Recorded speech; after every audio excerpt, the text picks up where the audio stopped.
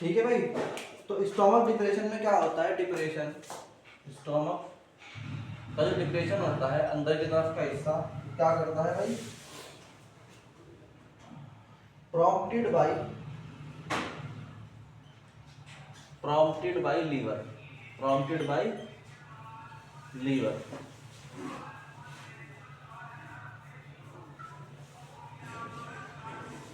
Liver outcomes in the right, outcomes देख रहे हो डायग्राम साथ साथ, वरना डायग्राम के बगैर कुछ समझ नहीं आएगा। Outcomes in the right, in the right, in the right. देखते रहो डायग्राम का, जितना तक लिखवाया उसको डायग्राम में देखते रहो। ठीक है भाई। अब देखो ध्यान से, right kidney, right kidney to be marginally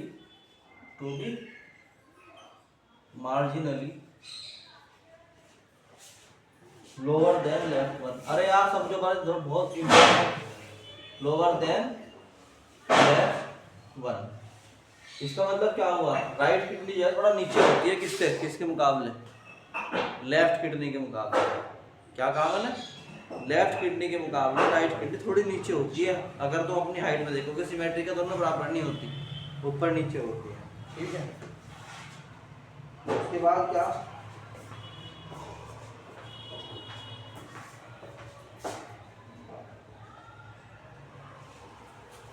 देख रहे हो डायग्राम, फटाफट डायग्राम के वगैरह समझ में आने का। कॉनकेविटी की ऑफ किडनी जो होती है, कौन बताओ, अभी पढ़ाया मैंने। कॉनकेविटी का मतलब क्या होता है, कॉनकेविटी का मतलब किडनी थोड़ी अंदर को होती है ऐसे, है ना। इस जगह को क्या बोला था मैंने अभी थोड़ी देर पहले समझाया था, क्या नाम है इस जगह का जहाँ को अंदर है, ये कॉनकेविटी है यहाँ पर, क्या कहते हैं इसको, कॉनकेविटी को क्या बोलते हैं, किडनी की कॉनकेविटी को।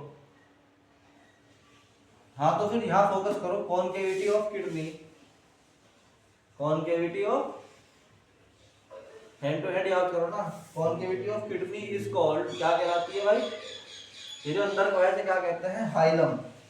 अब मत भूलना, इज कॉल्ड द हाइलम। क्या कहलाती है, हाइलम। इसमें कौन कौन जुड़ा हुआ होता है, तीन चीजें बताई मैंने, थ्रू विच, हाँ तीन चीजें जुड़ी हुई होंगी, कौन कौन सी बताओ जल्दी से, अभी लिखवाया था ना थोड़ी देर पहले। थ्रू विच, एक तो यूरेटर जुड़ा हुआ होगा, क्या होगा, यूरेटर, और वेन्स, क्या होती है भाई बोलते से बोलो, veins and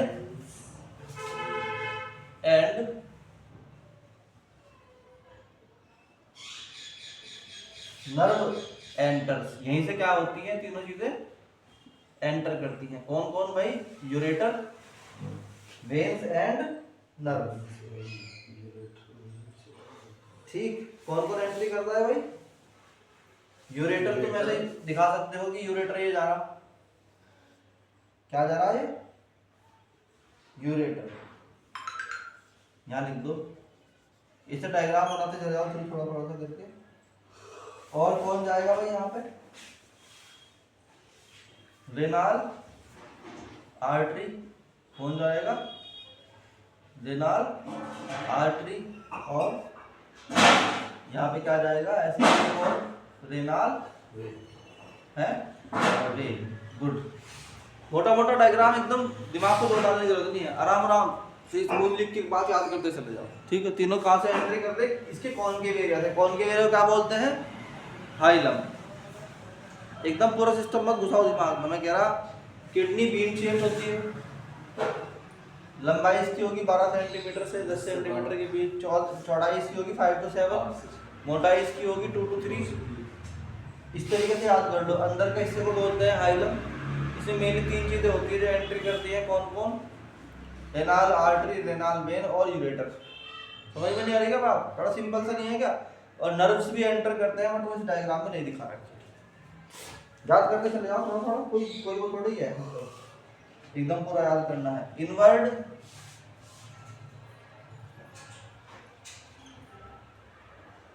the hilum, inward the hilum, कह रहा है हाइलम के अंदर, क्या कह रहा, हाइलम के अंदर invert the hilum is an expensive pipe, is an expensive pipe. Expensive का मतलब होता है फैला हुआ। फैला हुआ क्या है? पाइप है। पाइप क्या है? फैला हुआ। तो ये क्या होता है? एक्सपेंसिव पाइप होता है, फॉर्म्ड, जो बना हुआ होता है कहाँ? फॉर्म्ड स्पेस कॉल्ड, क्या बनाता है? Renal pelvis. क्या बोलते हैं उसको? अब ढूंढो रेनाल पेल्विस कहाँ है किडनी में। रेनाल पेल्विस पूरा डायग्राम दे रखा है, डायग्राम के अंदर कोई बात रहना जाए। विद प्रोजेक्शन कॉल्ड, और उसके प्रोजेक्शन को क्या बोलते हैं? विद प्रोजेक्शन, उसके प्रोजेक्शन को बोलते हैं कॉल्ड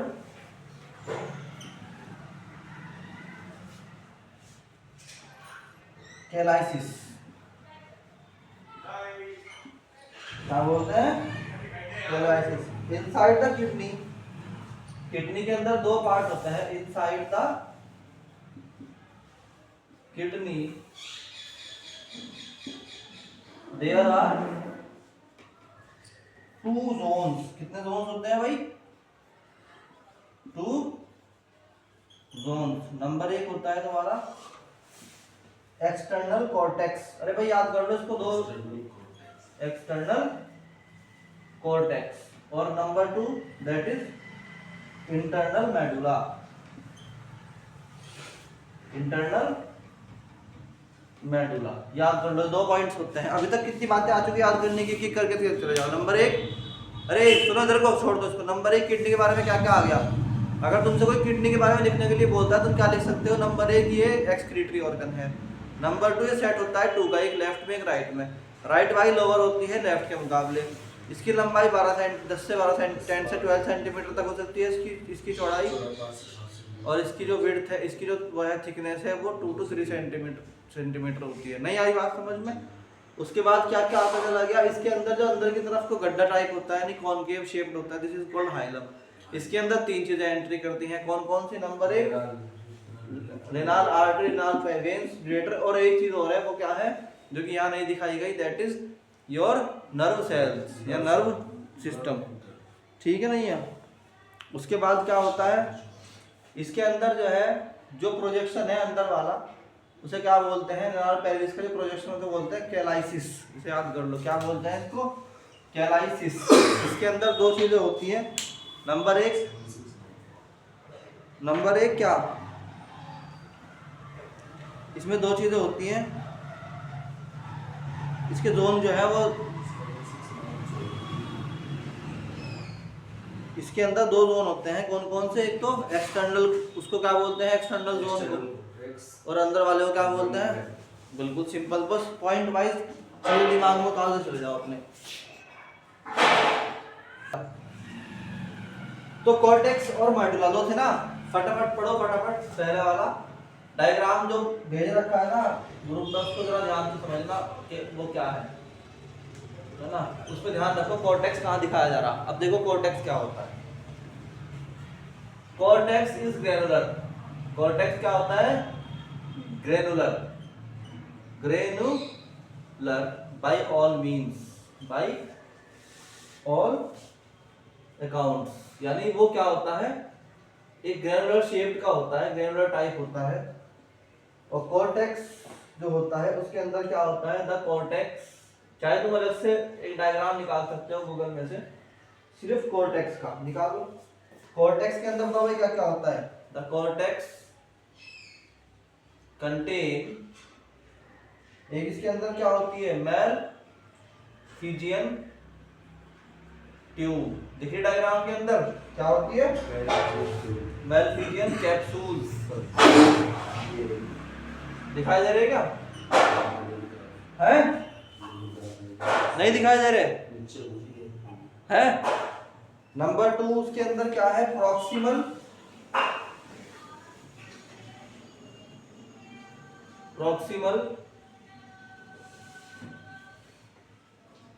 टेंगल्ड ट्यूब्यूल। दो चीजें हो गई क्या? पहली क्या थी? मैलफिजियन कैप्सूल नंबर 2 क्या आया तुम्हारा, बताओ। अब देखो भाई इसमें एक चीज और, ठीक है, और तीसरी चीज क्या बताई मैंने तुम्हें, एक क्या है, distilled and distal tangled tubules, tangled tubules. ये हो गई तुम्हारी 3 चीजें, इन्हें याद कर लो फटाफट। ठीक, ये 2 चीजों में पार्टीशन होता है। कॉर्टेक्स इज पार्टीशन इनटू 2, याद कर लो, cortex is partitioned, is partition into 2,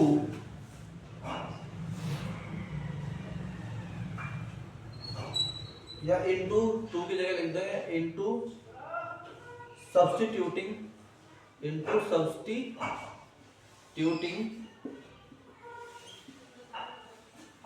आउटस्प्रेड। Outspread का मतलब होता है बाहर की तरफ फैला हुआ, ऐसे, ठीक दिखाई दे रहे बाहर की तरफ फैले हुए मेडुला, इसके मतलब इसके इसके जो पोर्शन है, आउटस्प्रेड बाहर की तरफ फैले हुए। लॉट्स क्या होते हैं इसके अंदर, लॉट्स क्या कहते हैं उनको, lots known as beam and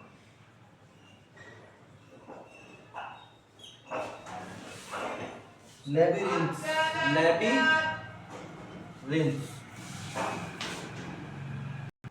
तो सेकंड पार्ट क्या था भाई, medulla.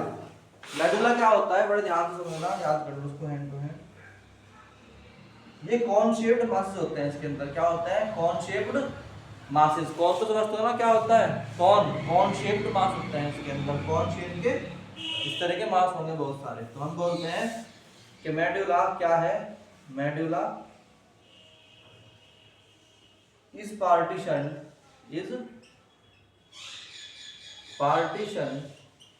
Into a couple of cone shaped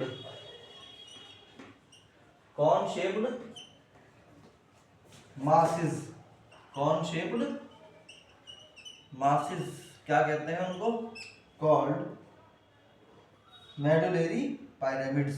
क्या बोलते हैं उनको, medullary pyramids।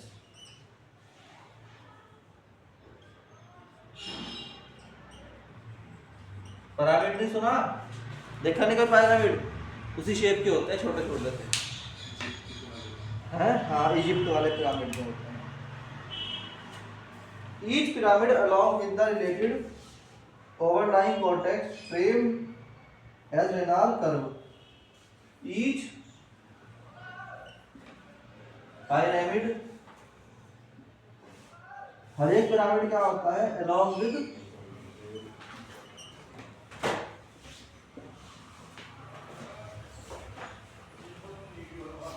the related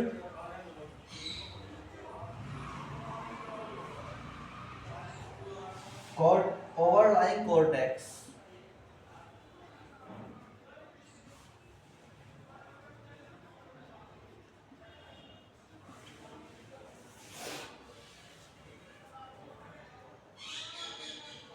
frames as renal curve। क्या बनाता है भाई, रेनाल कर्व। देखो ये क्या होगा, जैसे तुम्हारे दादा ने कॉनकेव शेप्ड का बीन होता है, ऐसे होता है कि नहीं होता है, बताओ, बीन शेप्ड का ऐसे होता है किडनी, तो यहाँ होंगे मेडुला, ऐसे कौन यहाँ होंगे, ये बहुत सारे कौन, ये तो मैंने दिखाई 3-4, ये बहुत सारे होते हैं, ठीक। तो ये क्या बना रहे, कर्व बना रहे, क्या बना रहे, कर्व बना रहे, उसकी बात कर रहा हूँ, रेनाल कर्व बनाता है, क्या बनाता है, रेनाल कर्व, ठीक है। जो कॉर्टेक्स होता है, the cortex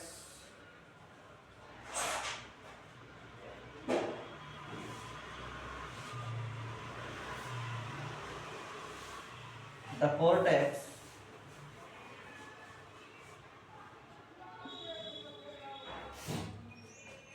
stretches the stretches का मतलब क्या होता है, खिंचा हुआ होता है, इन द मिडल, बीच में से, इन द मिडल, बीच में, ठीक, इन द मिडल, बीच में से क्या होता है, ये खिंचा हुआ होता है, इन द मिडिल, है ना, ऑफ बिटवीन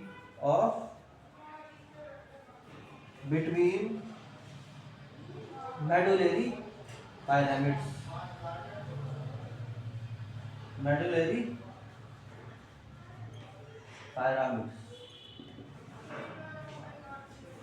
as renal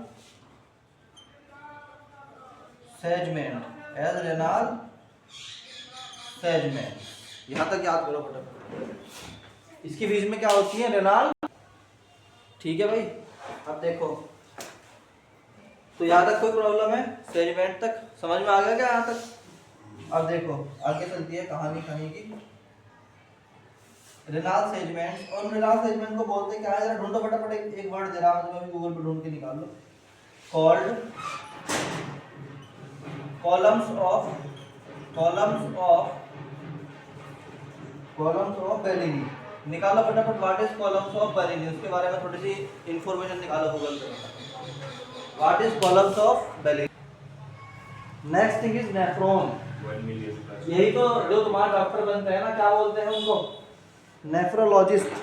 क्यों बोलते हैं उनको, because they are master of kidneys, है ना। तो किडनी क्या, तो नेफ्रॉन क्या है, इसको याद कर लो फटाफट।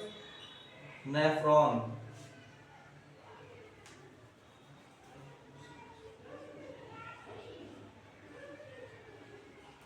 क्या होता है भाई, nephrons are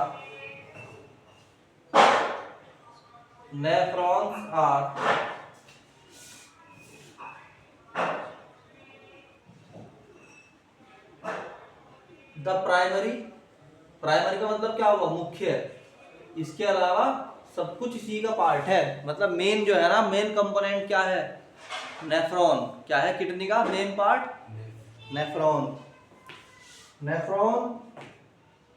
are the primary and useful unit of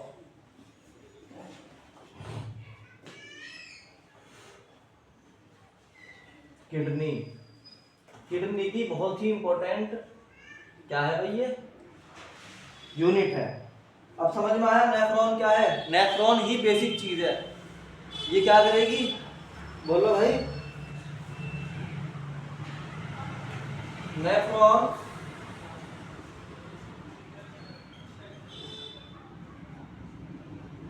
dispenses with splendors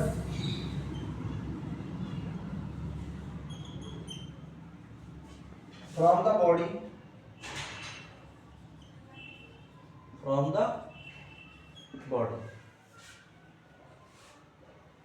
क्या काम करता है ये, direct blood volume and tension. Direct मतलब डायरेक्ट ब्लड वॉल्यूम, ये पहले ये समझो क्या होता है डायरेक्ट ब्लड वॉल्यूम का मतलब क्या होता है। अरे भाई ब्लड जो है कितना तो फॉरवर्ड होगा आगे की तरफ, और कितना आएगा इसे कौन तय करेगा, नेफ्रॉन। कौन तय करेगा, नेफ्रॉन से। तो नेफ्रॉन क्या है, जालियां हैं, जालियां। वैसे समझ लो, एक मिनट सुनो, ये क्या है, इम्प्योर ब्लड। क्या है ये, इम्प्योर ब्लड। ये कहाँ एंट्री करता है, नेफ्रॉन में, है ना। नेफ्रॉन क्या करता है, सबको जितने भी कंपोनेंट हैं, ऐसे कंपोनेंट 1, कंपोनेंट 2, कंपोनेंट 3, कंपोनेंट 4, सबको क्या कर देता है ये, बोलो, अलग अलग, सबको अलग अलग इसमें तोड़ देगा, उसके हिस्सों में तोड़ देगा। किसमें तोड़ देगा? हिस्सों में तोड़ देगा। दूसरा, इलेक्ट्रोलाइट हमारी बॉडी के अंदर होते हैं क्या? इलेक्ट्रोलाइट्स क्या होता है? इलेक्ट्रोलाइट्स, अरे भाई शिकंजी भी है कभी, उसमें क्या होता है? Sodium. Electrolyte positive negative charge का आयंस का एक सॉल्यूशन, उसे क्या बोलते हैं? और वो इलेक्ट्रोलाइट रिक्वायर्ड है हमारी बॉडी के फंक्शनिंग के लिए। तो किडनी में नेफ्रॉन क्या करता है? Nephron direct the blood volume and tension. एक तो ये इसको किसको करता है? ये ब्लड के वॉल्यूम को, टेंशन को क्या करता है? कंट्रोल करता है, डायरेक्ट करता है ना। दूसरा, कंट्रोल लेवल ऑफ इलेक्ट्रोलाइट्स, ये क्या करता है? कंट्रोल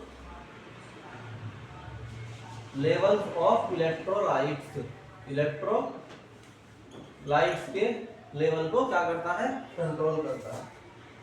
एंड कंट्रोल करता है किसको? अरे बोलो भाई, मेटाबोलाइट्स। हाँ भाई कैफ बताओ, व्हाट इज मेटाबोलाइट्स? क्या होता है जल्दी से बताओ, मेटाबोलाइट्स किसे बोलते हैं? तुमसे पूछ रहा हूं मैं, व्हाट इज मेटाबोलाइट्स? पता है तो ठीक है, वरना बता रहा, फिर मैं बताओ। इलेक्ट्रोलाइट का मतलब क्या होता है? देखो सॉल्यूशन बताया था मैंने तुम्हारे से, क्या होता है वो हमारी बॉडी के अंदर, इसे छोड़ दो फिर। इलेक्ट्रोलाइट्स क्या होते हैं हमारी बॉडी के अंदर? वो मॉलिक्यूल्स जिन पे चार्ज होता है। शुगर के मॉलिक्यूल पे चार्ज है क्या? अरे भाई C6H12O6 पढ़ा है, इसके ऊपर चार्ज है क्या कोई? Negative positive. तो ये मेटाबोलाइट इलेक्ट्रोलाइट नहीं है। नहीं आई बात समझ में? तो इलेक्ट्रोलाइट कौन होगा हमारी बॉडी में? सोडियम Na+, एल्यूमिनियम और कैल्शियम और मैग्नीशियम। नहीं आ रही क्या बात समझ में? है। इसके अलावा ऑर्गेनिक भी हो सकते हैं जिनके ऊपर चार्ज है। CH3COO नेगेटिव, H पॉजिटिव, सब क्या है? हमारी बॉडी में तैरते हैं, इनका होना जरूरी है। ये कम हो जाए तो हमारी बॉडी फंक्शन कम करना शुरू कर देगी, तुम ढीले पड़ जाओगे अगर ये ना हुआ बॉडी के अंदर। तो अब भी समझ में नहीं आ रही क्या बात? का क्या नाम है भाई? है इलेक्ट्रोलाइट समझ में आ गए? मेटाबोलाइट्स क्या होता है? मेटाबोलाइट्स हमारी बॉडी के अंदर मेटाबॉलिज्म होता है क्या? इधर देखो एक मिनट, क्या होता है? मेटाबॉलिज्म। ये क्या होता है मेटाबॉलिज्म? मेटाबॉलिज्म कहते हैं ओवरऑल केमिकल रिएक्शंस। दो तरह की होती है, कौन कौन सी?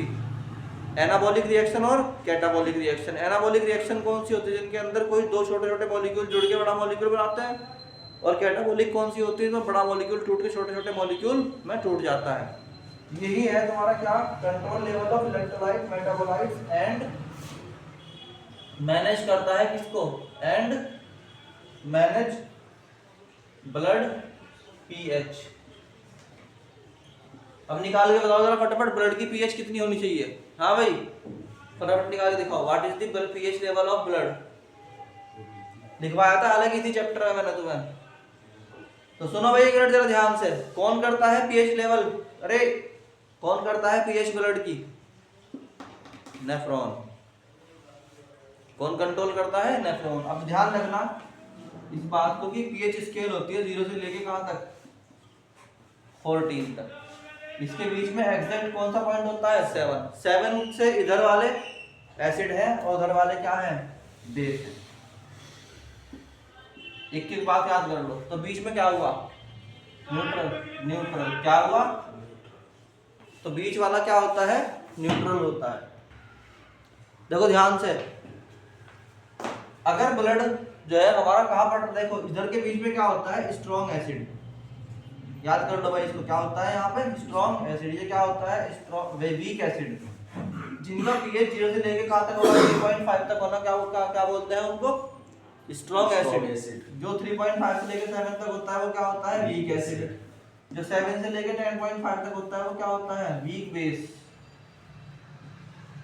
और जो यहाँ से यहाँ तक होता है क्या होता है? Strong base. समझ में नहीं आएगा बात? अब हमारा क्या बता रहे भाई? 7 पॉइंट्स कहां से लेके कहां तक होता है? 7 पॉइंट 5 लगभग लगभग जो है बता रहे हैं कि वहां होता है। माने क्या हुआ कि ये जो है ब्लड वो हमारा क्या है, बेसिक। क्या है भाई, बेसिक चीज है, यानी कि हमारा जो ब्लड होता है वो क्या